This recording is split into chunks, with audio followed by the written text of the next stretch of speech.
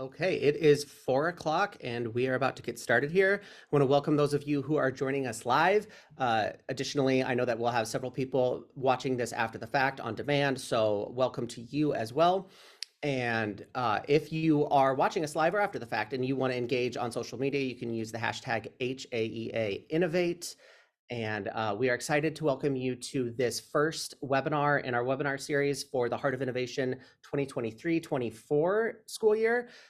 Excited to see several people who joined us for the Summer Summit in August. And this is, as I said, we are offering this webinar. This is the first of a series of 3 webinars that we will do throughout the course of the school year. So we're welcoming Greg today. And then go ahead and you can mark on your calendar to save the date for April 9th with Jennifer Pusateri, and then June 10th with John Carippo. Note that Jennifer's will be at 4 p.m., same time as what we are doing today. And then John's, as it will be a summer day, will be in the morning at 10 a.m. All of these are Central Time, of course. Okay, additionally, I referenced the Summer Summit from 2023. You can go ahead and save the date for 2024 on on August 6th and 7th. Again, it will be 2 mornings back to back, completely free of charge, 2 mornings of remote digital learning that you can access after the fact as well. So we highly encourage you to put that on your calendar. And if you find yourself with some time on those days, we would love for you to join us. And this is brought to you from the Digital Learning Consultant team here at Heartland AEA. If you are a Central Iowa educator, this is a map of who would serve you and what regions we each have. If you are another part of Iowa, we're really glad that you're joining us. You would have different digital learning consultants from your AEA. And if you are from outside of Iowa, we are super pleased that you're joining us and you get to learn with a bunch of great Iowa educators. With that said, I am about to throw it over to Greg Kuloweic. We are very excited to have Greg joining us. He is going to talk to us about the power of AI in education. We've all engaged with some of his materials in the past. He's super knowledgeable, keeps pedagogy and good teaching and learning sort of at the forefront of what he's doing. I've followed him for many years now, and I'm really excited to get to learn from him. With that said, I will stop my share and I will give it to Greg, and he can take over the screen. Awesome. Thanks, Jeff. Good evening, everyone. I appreciate you joining us for the session 10. I appreciate the opportunity to share some ideas around artificial intelligence with you. I'll do really quick kind of bio. I think that's a little more convenient than handing off like some artificially written one. So I'm a former high school history teacher. I did that for about 10 years in Plymouth, Massachusetts.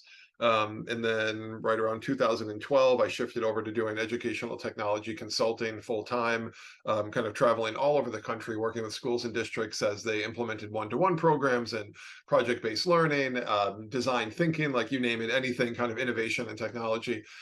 And then because of the pandemic, like everyone, kind of lives changed and opportunities changed. So now I do 2 different things in education. I'm a director of technology in a district just north of Boston, Massachusetts called Triton Regional.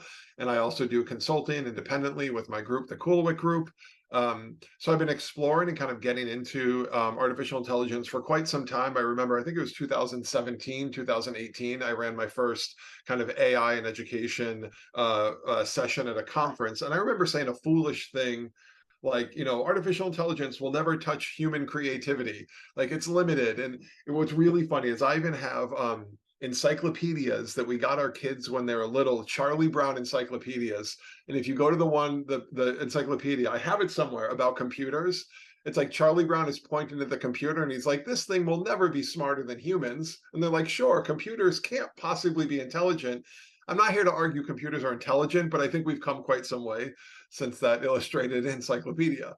So with that, what we are going to do is try to explore artificial intelligence through the lens of kind of 6 key pillars and 2 ideas. And like Jeff said, as a former teacher, my lens on the use of technology is like, what opportunities might it provide us to do things we simply couldn't do otherwise? Or what opportunities might it provide to remove barriers to expression or barriers to creativity? Or even for educators, like how might we be able to use these tools to be more creative, create more engaging content, to create better experiences in our classrooms, and then really use the tools strategically? So with that, we're going to get right into it.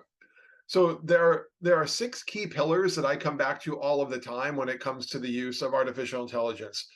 I want to kind of just go through them relatively quickly. We won't go too in depth, just to give you some thinking and framing for language you might adopt, a perspective you might take, or just a new way to think about the use of AI, or a new conversation you might be able to have in your school or district. So the first one is using it, active versus passive. So what I'm really worried about when it comes to these tools is not so much like kids cheating. Like, I think it's pretty safe to say, like, students for many years have found ways to kind of skirt assignments and do things that, using tools or resources, whether it's cheating digitally or analog. So I'm not worried about that. What I'm worried about is active versus passive. What I mean by that is, if you go to a personal Google document, not in a school setting yet, but like a personal Google Doc, you can turn on the feature to have Bard just sitting in the doc with a big blue box at the top of the screen. And it's like, hey, what do you want me to write for you? You go to Canva and use Magic Write. What do you want me to write for you? You open Gmail in a personal account. There's a little tool like, I'll write your email for you. That's what I'm worried about, because we're going into the use of the tool with nothing built ahead of time. That to me is really passive use, as opposed to what we're going to model today is really active and thoughtful use. Like, I've created this already, and I need you to help me look for holes in my understanding, provide feedback, or give me new ways to think about what I'm doing. Or I have this idea and I want to create something, but I want to actively go from the thought I have into a picture, into audio, into video. So I really want to kind of have that lens of active use. And also, what I mean by that is like intentionally using text generative AI. So as opposed to like a poorly written, not really thoughtful prompt, how do we write something that's really robust, has lots of expectations, lots of constraints, really kind of thoughtfully, logically, and written with curiosity to make something powerful? So that's pillar number one, using it actively and not passively. Pillar number two is redefining skills. So this can help teachers think about, like, we don't have to be afraid of this stuff, because it's just a shift in the skill that's more valued now than it was before. What I mean by that is, like, if we think about when schools went one-to-one, I remember when I first got iPads in my history class and a little cart. It was like, oh my gosh, I need to teach my kids how to search effectively. They need to know how to find stuff on the internet. And it was cast a really broad net, know how to throw in lots of search terms, find lots of sites, and evaluate the quality of the site and the information that's provided. Now it's very different. With AI, it's, can you ask really good questions, and can you be wildly logical with the structure of your question? So to me, it's curiosity. So I don't know a single teacher that goes, oh, I'd really prefer my students to not be curious, not ask good questions. And that's the skill here. It's not searching and finding and broad search. It's really refined and precise and targeted and curious and logical. So it's a whole new skill set that we have to kind of explore. Pillar number three is documentation and transparency. So what I mean by that is, anytime these tools are used by anyone, student, educator, we have to document our use across the board, and we have to be wildly transparent with when we used it, what tool, what the prompt was, what the output was. So I was working with a group of educators a few weeks ago. We were working on redesigning lesson plans. And they stopped for a minute. They're like, hey, pillar number three, documentation. Like, should we be writing on the bottom of the lesson plan, like, a citation that, here's the date I used ChatGPT, here's the prompt that I gave, and this lesson was co-developed with text generative AI ChatGPT on this date. I'm like, what exceptional modeling. Like, if you're going to use it, we should model transparency and documentation of our process. In terms of students using it, I'll talk a little bit later about this AI dilemma that we're in right now in schools, and it's not the cheating dilemma, it's a very different one. But when I have students use text generative AI, or any AI at all, we almost keep like an AI log of the date, the tool, the prompt, what the output was, what I think about the output, how I used it to shift my thinking, how it changed what I was creating, why I asked the question I did, why I decided to use AI in that capacity. So it's like being really transparent about what we're doing. So pillar number four is using it as a thought partner. So the thinking here is that, on top of me being worried about the idea of students using the tool passively, I'm worried about them using it in a way that will kind of like rob them of meaningful experiences, like rob them of grappling with challenging ideas, take away the opportunity to think deeply and grapple with interesting ideas. But that doesn't mean we shouldn't be using the tools at all. We should use them as a way to go, hey, here's what I'm thinking about this idea. This is my perception. This is what I'm looking to expand my thinking around, or I'm looking for a counter argument or a perspective I couldn't consider. So instead of it being a work doer, it can be a thought partner. And I'll demonstrate a few different ways as we get into the session. So pillar number 5 is using it to enhance creativity. Like, these tools can fundamentally remove barriers to student expression, student creativity. On one side of it, when it comes to written text, like Ethan Molek, if you haven't come across his work from the Wharton School, he has this interesting quote a few months ago on the Adam Grant's Rethinking podcast, where they're talking about the idea that, like, poor writing is like no longer acceptable in his classroom. Like, everyone can be a phenomenal writer with the help of these tools.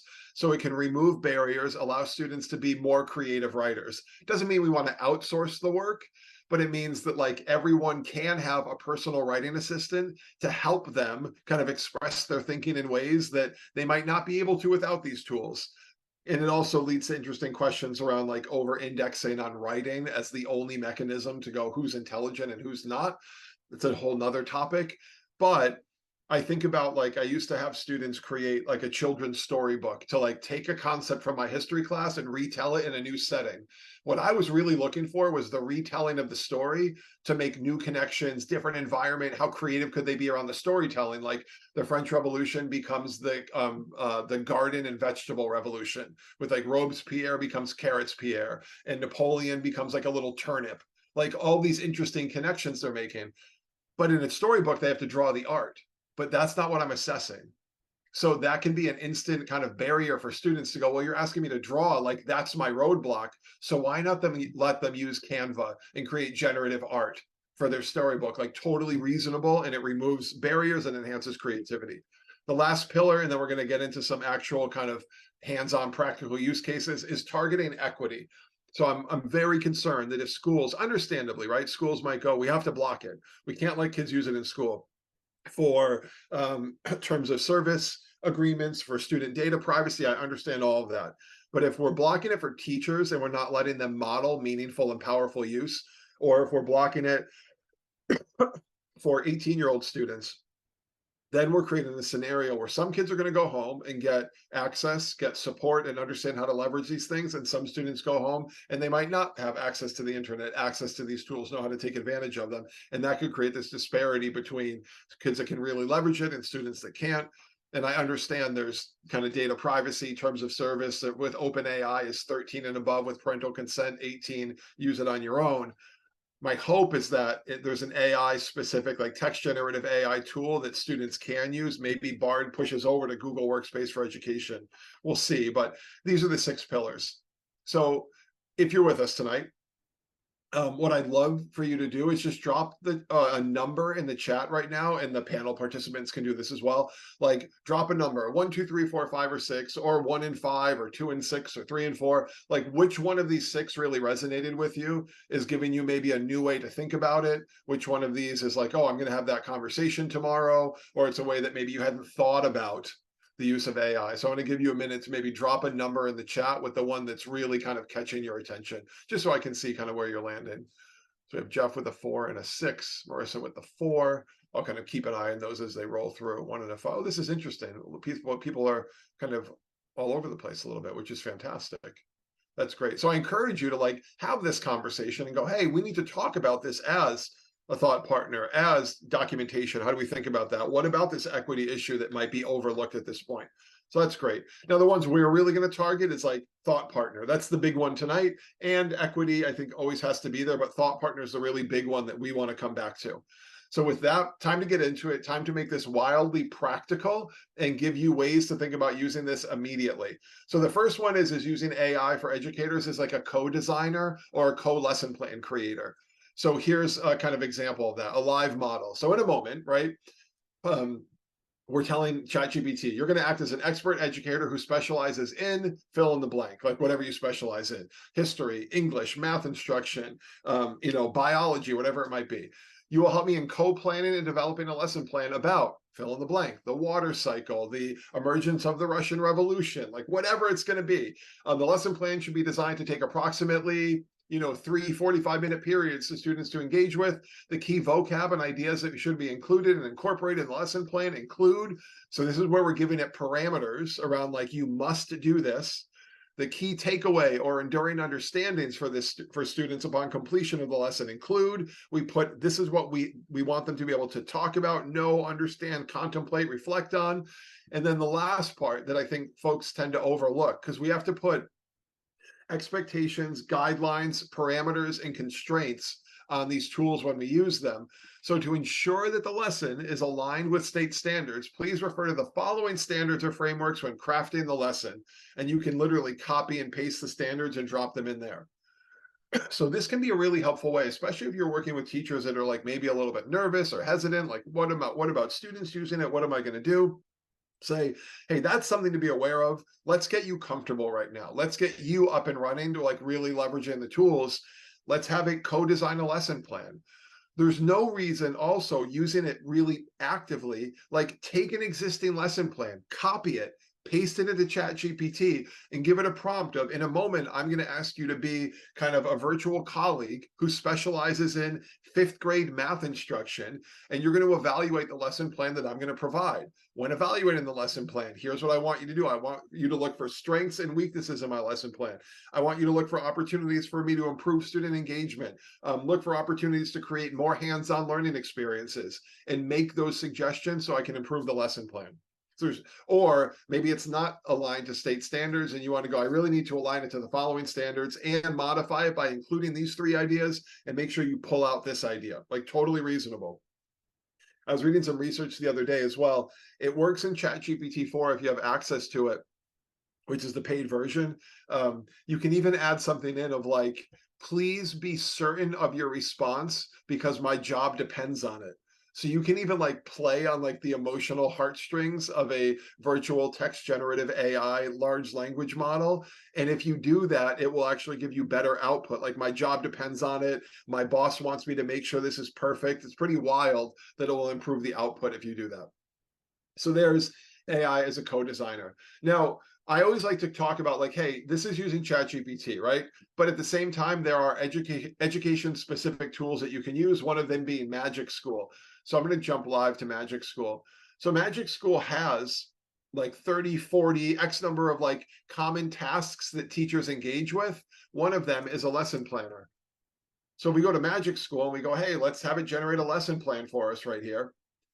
Now it's like taking what you would normally do in ChatGPT, the manual construction of grade level, content area, standards, vocabulary, and it's just creating a nice little user interface of, I'm going to do 11th grade, and what are we studying? We're studying outbreak in early years of World War II. Additional context, I can put anything I want here, state standards, if I have them, I can drop them here, and I'll just click generate. And it's going to start to create this like relatively well mapped out lesson plan. So this is essentially doing what ChatGPT would do. It's just, like I said, it has this really nice user interface built for educators by an educator. So really helpful tool. So Magic School is fantastic if you want to kind of go down that path as well. So with that, let's kind of keep going and look at more ideas. So I know, like, I would say pretty common that classrooms are using YouTube as a component of their classroom. One of my favorite ways to use ChatGPT is to rip YouTube transcripts out of the video that I'm watching, drop it into ChatGPT, and then ask it to help me out. So I like to do lots of live demos. So we're going to go for a live demo right now. See if we can pull this off. It's always risky when we go live demo, but let's see. Oh, like Ted, let's go to his TED Talk. Oh no, we'll go to this one right here. There we go. So here's this video that I might be watching. If we scroll down and open up the description, there's show transcript right here. And if you show the transcript, it's going to populate underneath the video or off to the right. I'm just going to toggle off the timestamps. And then we can highlight and rip all of this text and just copy that out. And then we get to go to ChatGPT and have fun. 1 second, let me go live over here. And I think I have this already as a model. Maybe I do. Oh, we'll start live, new chat. I'm not even going to write a prompt. I'm just going to drop the text in here, see if it even reacts to it.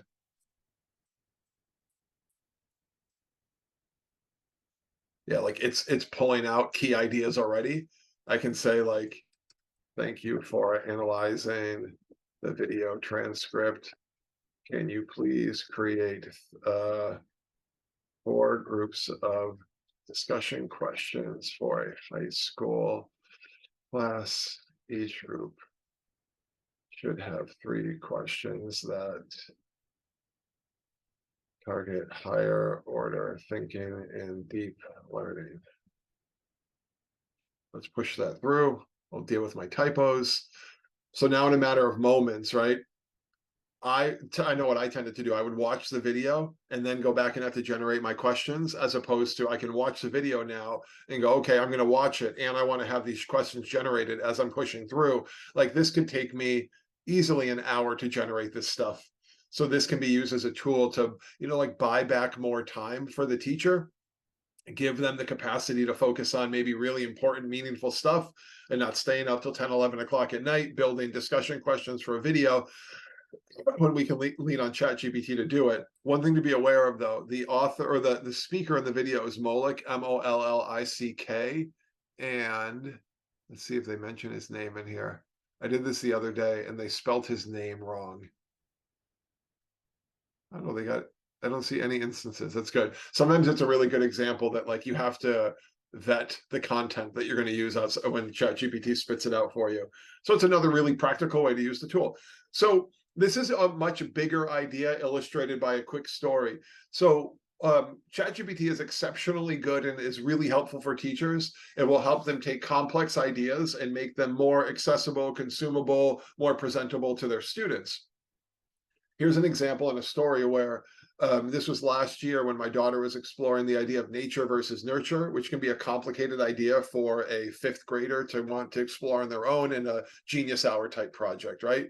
So I'm thinking, okay, I'll get the NPR podcast and I'll get the Time magazine article and I'll find all this stuff that we can listen to and read together. And like it wasn't helping, and me explaining it wasn't helping. So we can go to ChatGPT and go, okay, let's have it kind of simplify this idea. So here's the prompt. You're an expert educator who specializes in science instruction.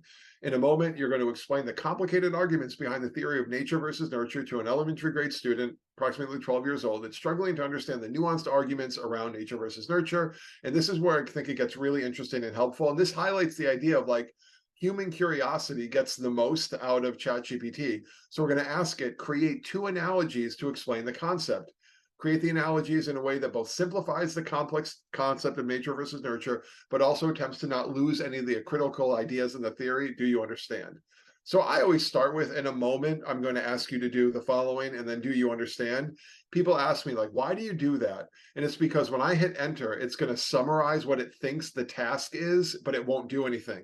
Then I can say, okay, that looks good. Please complete the task for me. And if it summarizes it and it looks a little bit off, I'll go, hold on a second. This is what I really meant. And then I'll say, do you understand? And it will do it again. So this output is just really helpful. Let me go back here again. I was doing this one the other day. Let's see if it's still in here.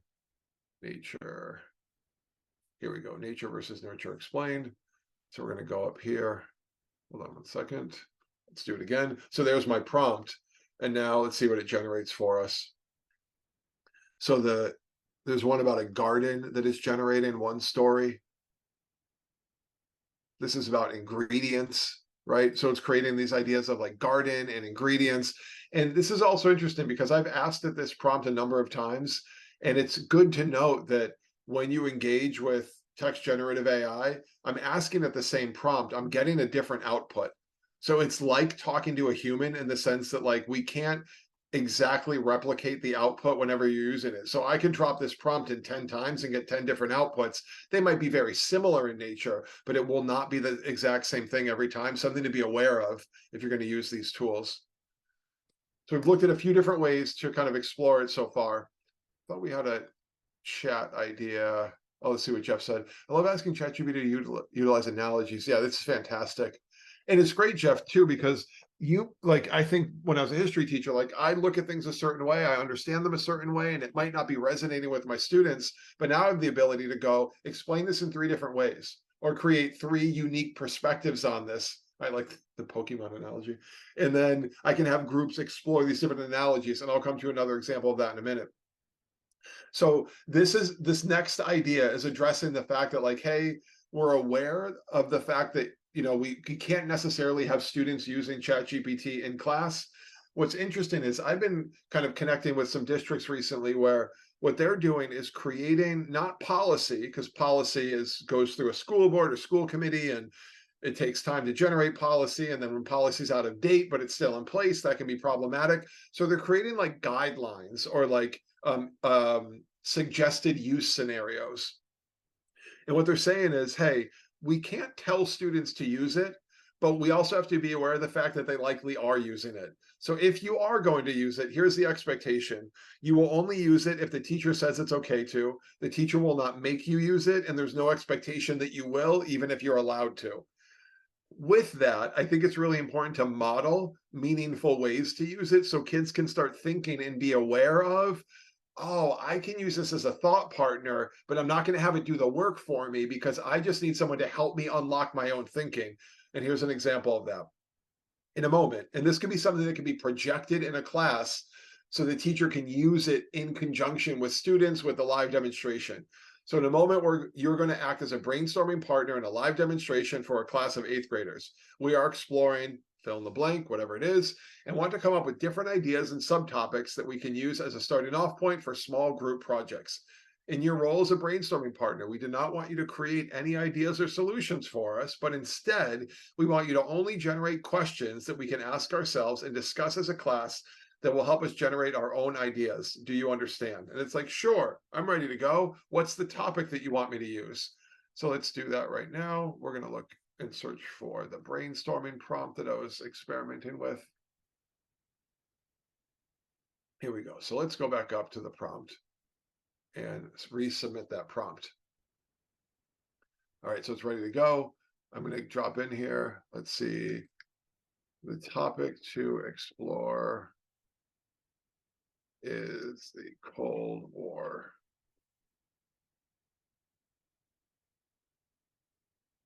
So just questions. Now, if I don't like the output, then we can just like link another prompt together. And I might say, can you please engage in this task again, but this time I want you to ask questions that will help students. Oops, sorry about that. Students think creatively. Checks.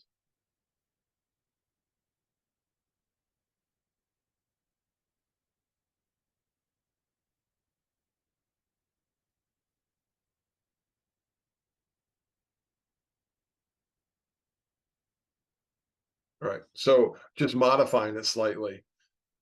And then we get obviously a different series of questions. So there's no reason why we couldn't do something like this in class to demonstrate.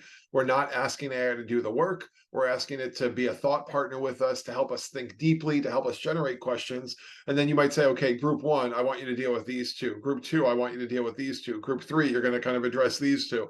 So it's a good way to kind of like generate more interesting ideas than you might be able to generate on your own or based on a curriculum or text that you've been provided that maybe you want to breathe a little bit of life into because you've been doing the same thing for quite some time. So now we get into maybe one of my favorite stories and use cases and thinking about AI is through the lens of creativity. So there's this wildly powerful tool called Skybox. Skybox is an AI tool that generates three-dimensional worlds. So if we drop a text prompt in here into Skybox, drop any text prompt we want, and it will generate this 360-degree AI kind of virtual world. Now, this is a single point world, meaning like we're standing right here. We can't really move forward. We can't move backwards. We can look all around in this world. Now, what they are working on is the ability to like have movement forwards and backwards in these worlds. So you'll be able to create virtual worlds you can explore, which is going to be wild. But what you can do here is take this world once we're done here, we can use a tool, education specific AI building tool called CoSpaces. And you can take these 360 worlds and upload them to CoSpaces, and then you can build inside of that. So one of the challenges in CoSpaces is having like this really awesome world that you've built, but now you can do it with the help of AI with Blockade or Skybox. So the story here is that I was working with a group of high school students, and there was a student that had, a number of poems she had written. And when we started exploring this idea, she's like, "Oh my goodness, I can go to Skybox and create any world that I want that matches with the tone and the feeling and the setting of my poem. I can download that world, put it into CoSpaces, put a little character in that world in CoSpaces, and then record my voice reciting the poem." So yes, I can hand in the paper poem to the teacher, totally reasonable. There's no reason to stop doing that. But now the student can also say, here's a link, and that brings you to world number one, where you can listen to me reciting my poem in that world, where I want you to feel and see things that I'm going to decide when I text generate that world. You can add background music, sound effects, rain, birds chirping, whatever you want, if you can get the MP3 file. And like, what an awesome way to share and remove a barrier to creativity for the student. If you have a phone and you click on the link, you can literally like look around the world. If you're on a laptop, you can just click and drag to look around. If you have a set of VR goggles, you can click on the link and go to that world and actually look around the world while the student is reciting their poetry. So CoSpaces has been around for a long time. The idea of writing poetry, right, been around for a long time, but building a world where now we can like remove the barrier. So to make these worlds, to draw them in a equirectangular, like a 360 sphere, it's really hard to do. But now we can just have the vision of it, type it out, it's generated, and now we can move on to like sharing our creative poetry in a really powerful environment. So that's one of my favorite oh, this prompt, Marissa, I think it was like beachfront, like oceanfront property with like, I think she did something like Greek in styled or Greek inspired architecture, something like that. But you can also pick the style of it. Like I think this might be like a more animated kind of theme to the art itself. But I highly recommend exploring Skybox or Blockade Labs. I'll drop the link to that in the chat. When I first came across that tool, I had my own kids, 9 and 11, using it, and they were making these wild worlds. I'll drop that in the chat. They were making these wild worlds with all sorts of crazy stuff, like the Statue of Liberty and Egyptian pyramids, and they're underwater. So like really cool stuff. All right, so sticking with the creativity theme, again, I like to tell like really practical stories around this stuff. Here is a story around, oh, thanks, Chef, around a piece of art, right? So my stories are, they're real and they're practical, and I've experienced them. These are not made up things. So I don't know if you can tell, maybe some of my panelists can tell. Marissa, I'm going to put you on the spot since I can see you. I don't know if you can tell what's going on in this drawing or not. It's a little hard to tell because the task was accomplished pretty effectively. Can you tell Is what it like two Nike shoes underwater or going or flooding? It's two Nike shoes, but you missed the critical part, which is good because that was the challenge of the task. The one on the right is actually South America, and it's turned sideways. Right. So in my daughter's 6th grade class, they were given a continent or a country, and they had to turn it into a piece of art. She loves sneakers the way I do, so she turned South America into a Jordan 1 and then made the corresponding Jordan 1. And this was like, she really enjoyed creating this piece of art, right? Put a lot of time and energy into it at the kitchen table. But then part 2 was now write a story about your art. And that's where she was stuck, right? And I was like, oh, let's have AI help us out. And I think she was worried that I was saying, have AI write the story for her. It's like, no, no, no, that's not what we're doing. This is what we're doing. We're going to use AI to help us. This is that thought partner idea. So in a moment, I'm going to ask for a bit of help with writing a short story. I need to write a short story that is based on a piece of art that I created. My art is about a sneaker that's shaped like South America. The sneakers are Jordan 1. The colors are light pink, navy blue, and red. This is the important part. I don't want you to write the story for me. Instead, I just want a bit of help and inspiration. Tell me write the story. Ask me 10 questions that my story could possibly be about. Then we push forward, and this is what we end up with. 10 interesting questions. Here's the one that stood out. Oops, I pulled it out. It's this one right here. It was 7. Does the sneaker have a history or origin story? Is there a reason behind the distinctive shape and design resembling South America? And that was the one right there. Like, oh, I can write an origin story for my art. And then ChatGPT is closed and we're back at the kitchen table and she's writing the story. So like tiny little use case. And this is the idea. If we can get kids to look at this and go, this is not, the tool is not built to do my work for me. The tool is built to help me think actively and think deeply about what I'm doing and just help me get unstuck.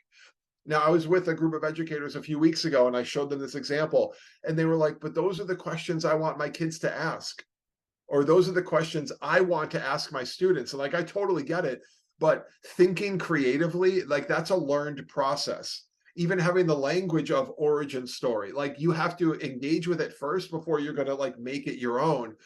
So of course, I would want the teacher to ask all these questions, or of course, I would want to be able to sit down as a parent and have all these rich discussions, but like sometimes you can't. But now why rob the student of the experience to like have this really powerful thought partner to go, oh, I never thought about that. I never thought about that. I never thought about that. Now I'm so inspired to write a really great story because I had a little bit of help. It didn't do the work. It just helped me get unstuck, helped me think creatively. I'm going to keep up with the chat. Yeah, exactly. Like, Jeff, why not? Oh, I'll share that one, Marissa. So why not? Like the parameters, it's not only what we're asking it to do, but what we don't want it to do. To me, that's more important. Don't do the following. Don't include the following idea. Don't do the work for me. Just help me in these really particular ways. So Marissa, in a moment, and do you understand? I always start and end because when I click through, I don't want it to do the work. I want it to explain what it thinks it's about to do. And if I read that response and go, oh, that doesn't look right, then I'm not going to waste my time reading the output. I'm going to rewrite my prompt. And then if I go, you know, in a moment, blah, blah, blah, do you understand? It goes, yep, I'm going to do X, Y, and Z for you. All I need from you is this, this, and this. Give it to me and I'm ready to get going. I go, perfect. It knows exactly what it needs to do, as opposed to me dumping text and questions and all this stuff. And it just starts spitting out nonsense. And I'm like, oh, that's not what I need. So that's my personal habit. Someone once claimed that I did that because like I watched Terminator 1 and I'm trying to get on Skynet's good side. I was like, no, I just don't want to waste my time reading a bad output. All right, so let's get to some really fun stuff now. So I want to stick with this idea of creativity and video. So we're in very early stages of text generative video. And I also recognize that like these are not tools built for education. The output is not great at this point, but it's possible now. And whenever I talk about this idea of generative video, it's only okay right now because it's November of 2023. So like you can point to it now and go, oh, Greg, the video you're going to show, that seagull has 4 wings, or that basketball court has 18 lines on it and it looks like nonsense. Like, yes, because it's November of 2023, but imagine in November of 2024 what this will look like. So I want to show you 2 ways to do this right now to create generative video. Now, I used to have my students create, you know, video projects. We used to do these paper slide videos where we would prop a, does anyone remember flip cameras? Yes, you age yourself immediately when you go, yeah, I know what flip cameras are. Like I wrote a grant and had like 4 of them. They were amazing. 4 tripods, 4 flip cameras. Were like a Hollywood production studio. We would take the flip cameras and point them down at the desk. And then I would have kids with paper cutouts, push paper cutouts around with like little sticks or their fingers and then narrate. I think there was video styles called like Common Craft. We call them paper slide videos, right? But that was a lot of manual work, a lot of things we couldn't accomplish. Like, oh my gosh, if we could do it now, this is what it would look like. So I'm in a tool. Oh, sorry about that. We lost our link. Let me get back here. So I'm in a tool called Runway. So Runway ML has a lot of different options, but one of them is to do text generative video. So prompt, and then it creates the video. So this is like birds flying above the ocean into a sunset. So let's watch this video together. So like, if we just back this up a little bit, it's okay to be critical of the frame here. So I've never seen a seagull that has 1, 2, 3, 4 wings and something that might resemble a head, but It's November, and this one has a lot of extra wings. It's November of 2023. Let's look at another one here. This is my basketball court near the ocean with mountains in the background, and I wanted it panning from left to right and zooming in, but the court is like, give me a break. But and the rim is a little bit off, but look what it can generate. So imagine when the lines are accurate and when the rim is precise, and you can add things like, and add a character, my main character walking across the screen and walking up to the camera for a still shot or a close up. So the long-term picture here is like any idea that a student has in their head, they can now generate it, and that can become part of like a video project where they might do narration over the top of it, or they need this like B-roll footage that they can't capture. They need a scene that they simply cannot create on their own, and now they can do it here with text to video generation. Now, it's not just here that it's possible. It's in Canva as well. So we're going to go into the Canva Magic Studio, and they always move this stuff around. Canva's acting. Let's see. Let's go into here and see if we can pull it up.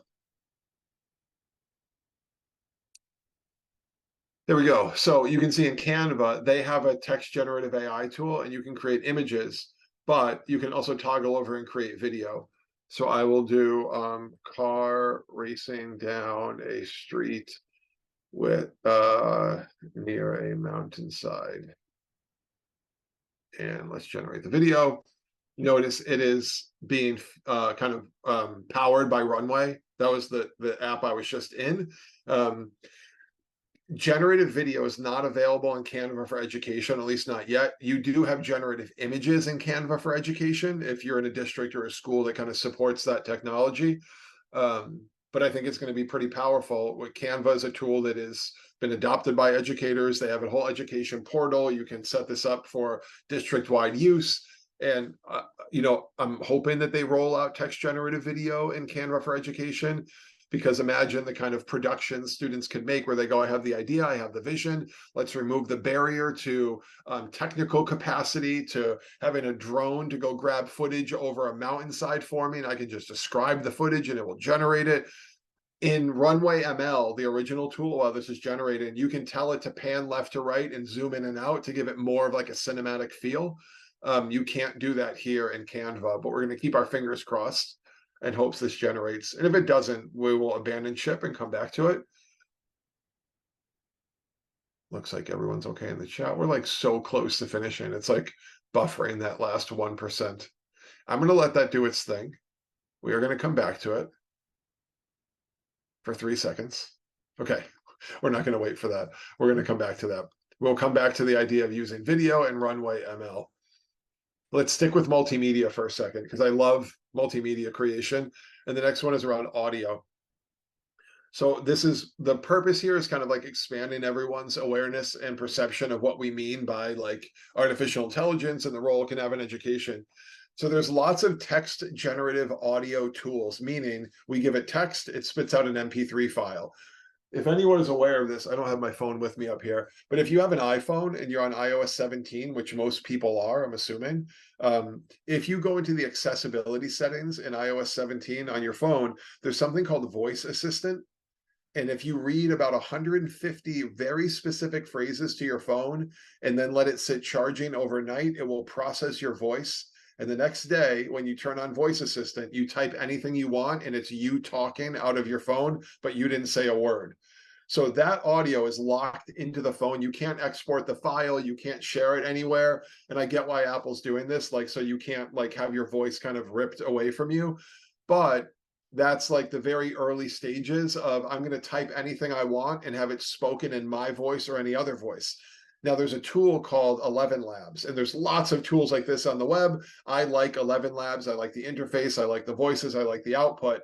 And what it lets you do is drop text. So Tyler, I'm guessing you're going to do that tonight. You're probably already Googling like voice assistant, iOS 17. So 11 Labs lets you pick your voice, drop in any text that you want, and it will generate the voice for you. So to show you what I mean by that, let's go to ChatGPT for a second. I'm going to say, I am introducing Thomas Hobbes's Leviathan to a 9th grade history class to help them better understand the text and preview key ideas. Please reply with a summary of the 3 key arguments made by Hobbes. Each summary should be 1 to 2 paragraphs long. All right, so there's my text. So Hobbes is talking about the state of nature, the social contract, absolute sovereignty, and maybe, yeah, life is nasty, brutish, and short. So all this wonderful stuff from Hobbes. Let's copy all of that. I'm going to copy that, head over to 11 Labs. In 11 Labs, I'm just going to paste my text and hit generate. Now, to be aware, there are limitations here. So it looks like 11 Labs actually changed its policy. We used to get 10,000 tokens per month, which is equivalent of like state of nature and social equivalent of like a word. But now it looks like we get 2,500 tokens a month. They might be peeling back. So I picked my voice, Arnold. There's my audio. Let's hit play. contract. Hobbes begins by discussing the state of nature, a hypothetical scenario. Like, that's pretty wild, and the quality is very good. And I didn't make any adjustments to the voice at all. From here, once it's done processing, I have the ability to download this audio and pull it out of 11 Labs. Right? I really like live demos, so let's keep going. I'm going to jump over to Google Slides. So I'm assuming lots of people are Google, Workspace and Google Slides users. So imagine I do something like this. I'll go Tools, Explore, Hobbes Leviathan, and let's pull in the cover of Leviathan. So there's the book, or there's the cover from the book of, excerpts the kids are going to read, but I want them to be able to like hear an audio overview that they can explore independently. Now, once this is done processing and I download this file out of 11 Labs, what I would do is just upload it to Google Drive. I've done that ahead of time just to save us some hassle. I have these files in here.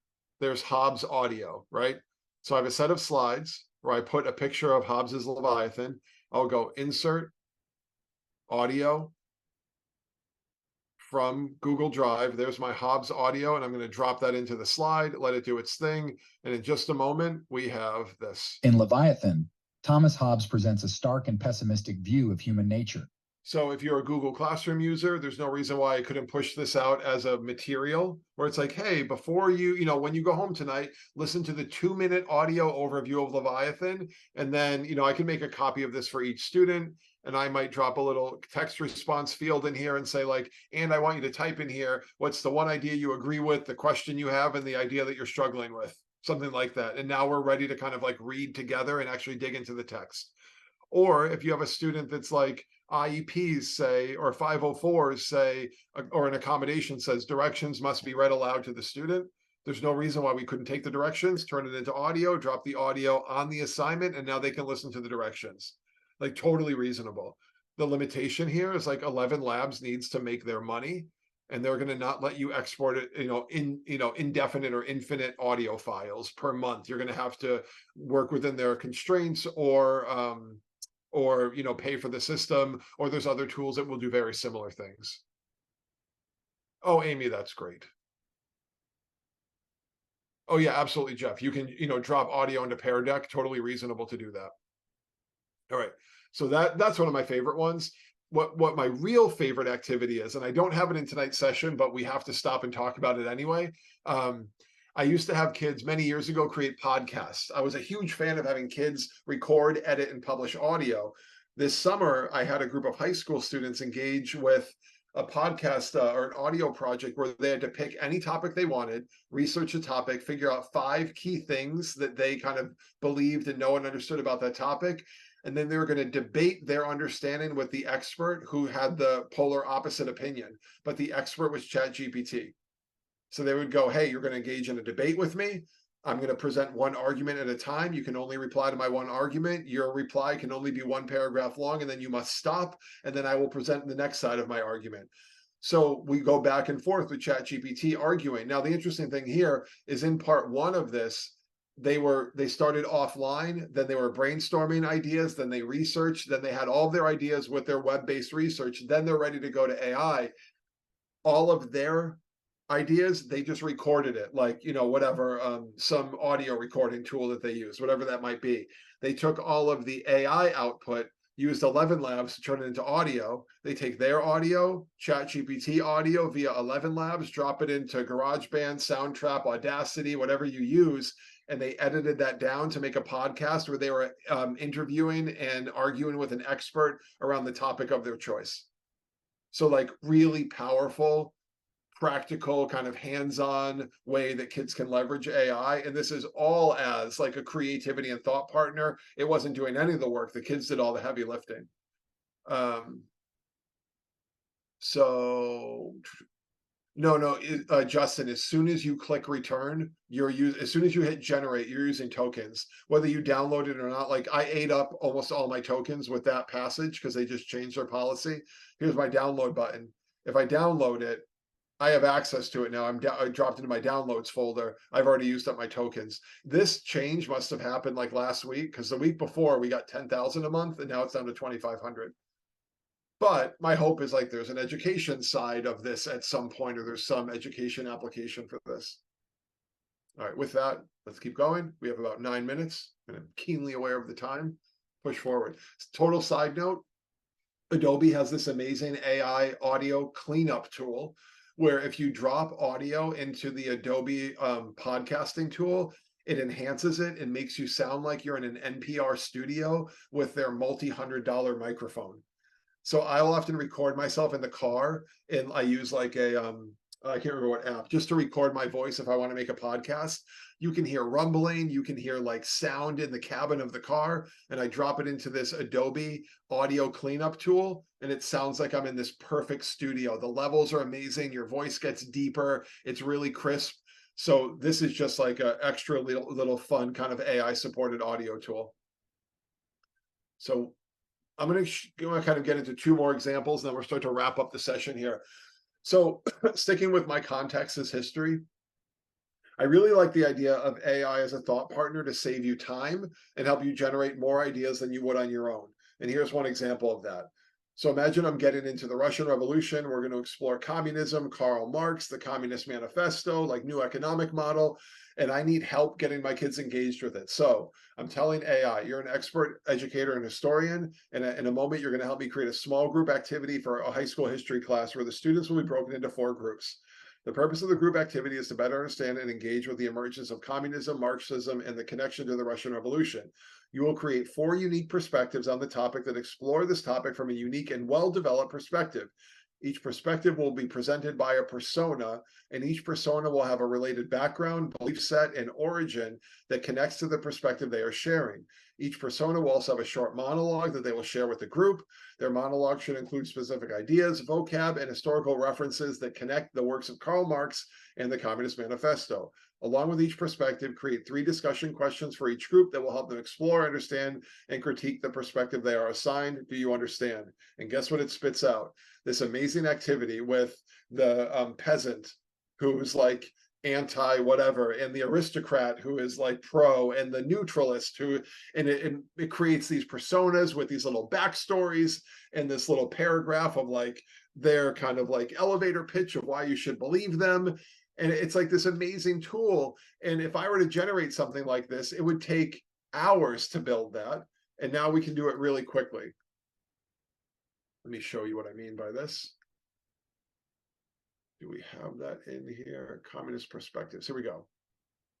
I'm going to go back up, edit this, and just regenerate. So there's the same prompt.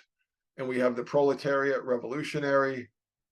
We have the intellectual Marxist with his little explanation. We have the bourgeoisie skeptic.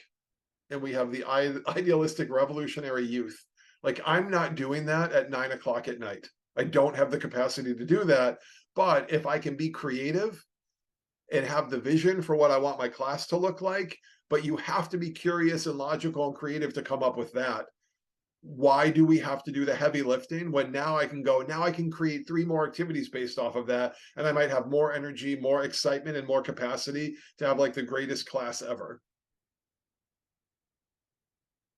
So this one, it's funny, I was chatting with the group before we got started. There's another AI tool called Claude. What's amazing about Claude, it's free and it lets you upload files. When you upload files, you can interact with them. So again, because I'm a glutton for punishment and I like to do things live, how do you come up with so specific and detailed prompts? Oh, Marissa, great question. The magic superpower is curiosity and logic, right? So like, that's it.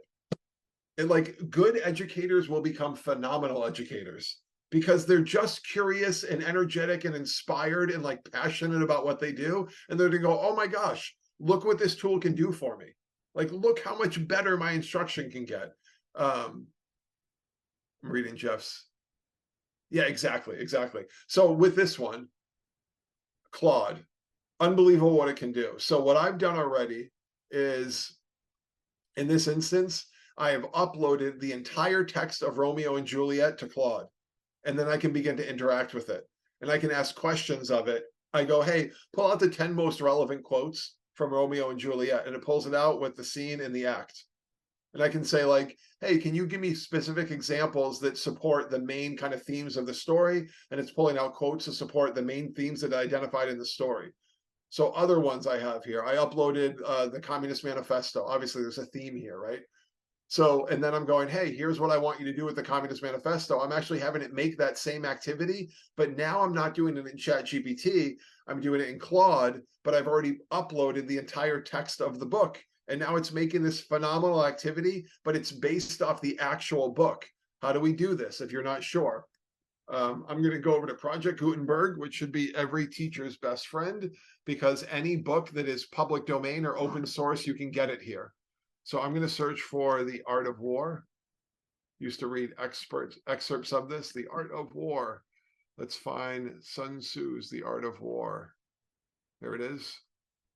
We want the web version.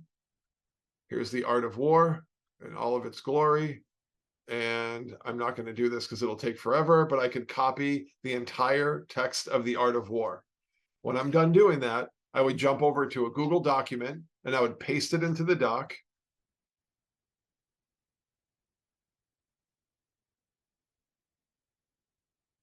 And once it's pasted into the doc, I would go File, Download as PDF. And now I have The Art of War as a PDF, which means I can go over to Claude and I can start a new chat with Claude. And there's my option right here to upload a PDF. And then I can interact with that PDF. So like, what an amazing tool for educators to build new, unique lessons, activities, or have that projected in class and go, hey, we're reading Romeo and Juliet. Let's interact with Romeo and Juliet. Or we're reading excerpts of The Art of War. Let's interact with The Art of War in a way that we simply could not do before. So with that, we've explored lots of ideas. We have 3 minutes. So let's try to wrap this up with some big ideas to wrap it up. Here's what I'm aware of. We have this massive dilemma with AI in education. I call it the AI dilemma. The terms of service say kids cannot use it unless they have parental consent from 13 to 18. If you're under 13, you should not be using the tool. So we can't tell them to use it. But the dilemma is, if we don't give them guidance, then they're not going to know how to leverage it in meaningful ways. They're not going to know how to not use it. To like, don't rob yourself of a great experience by just going, oh, I'm going to punt on this assignment and have AI do it for me. Like, have it help you, have it guide you, have it help you explore creativity, have it help you remove barriers, have it help you remove passive voice in your writing if you're struggling with that. But have it be a brainstorming partner. But so this is the kind of the challenge we're in right now is you can't tell kids to use it, but you can't expect that they're not.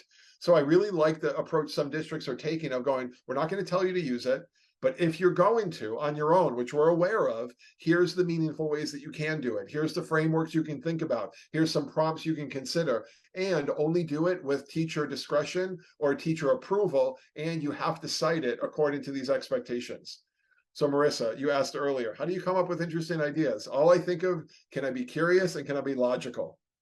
If I'm curious, it's just, what can this tool do for me? What can I have it generate that I don't have the time or energy to do on my own? What's my wildest dream of what my class could look like, but I just cannot create that? Have ChatGPT do it for you. And be wildly logical in what you're asking it to do, or else you're not going to get a solid output. That's it. We made it. It's East Coast 5:59, 4:59 where you are. So Jeff, I'm going to hand the mic over, and we did it. We made it through the 1 hour session. You did, just barely. Thank you so much. That was great stuff. Yeah, I love that you ended on that closing ideas slide, because that's one of the main things I was taking away from this session, which is, and I put it in the chat there, but the idea that some of these skills are still so valuable. It just maybe doesn't look the way it looked when we were in school, or maybe when we began our profession as educators. Another thought I had was, I love the framework that you use for your prompts. So in a moment, I'm going to, or you are a blank, like play the role of blank. And to the point where, like, I'm thinking about, that's kind of a lot to type. So I think I might give this a dry run here. Just put that in a Google Doc, pin that tab, so that's always available. I can copy it and change out the sections that you are going to play this role, right? So I love that framework, and just making that easier for myself, and maybe that connected with somebody watching. Great stuff. Very excited, and lots of positive comments in there. Yes, thank you. We can copy that, and I'll put that on a doc here in a second for myself. Several comments about how practical these tips were and how useful, and so great stuff. And Amy, who's one of our team members, referenced just moving beyond the what to the how, like how we can make this actually work. So we really appreciate that. Thank you, Greg. So one webinar down in our series for this school year, 2 more coming up. Reference this at the beginning of our time tonight, but don't forget to mark those dates down on your calendar. Jennifer Pusateri will be talking about UDL, Universal Design for Learning, which has some really strong implications with AI and bringing that together to make some of our information more accessible for our students, as Greg modeled for us. And then John Carippo with a return visit to talk more about Edu protocols with us on June 10th. Again, one more time to save the date, August 6th and 7th, 2024. And the bit.ly/Heart of Innovation is where you can get all this information, sign up for our newsletter, and find out other offerings that we can provide for you. Again, for Iowa educators, please feel free to reach out to us. If you are not part of the Heartland region, we can connect you to folks who can support you. And if you are not from Iowa, thank you so much for joining us. We do hope that we can see you again. And with that, everyone have a wonderful evening. Thank you, Greg. Thank you, everyone, and good night.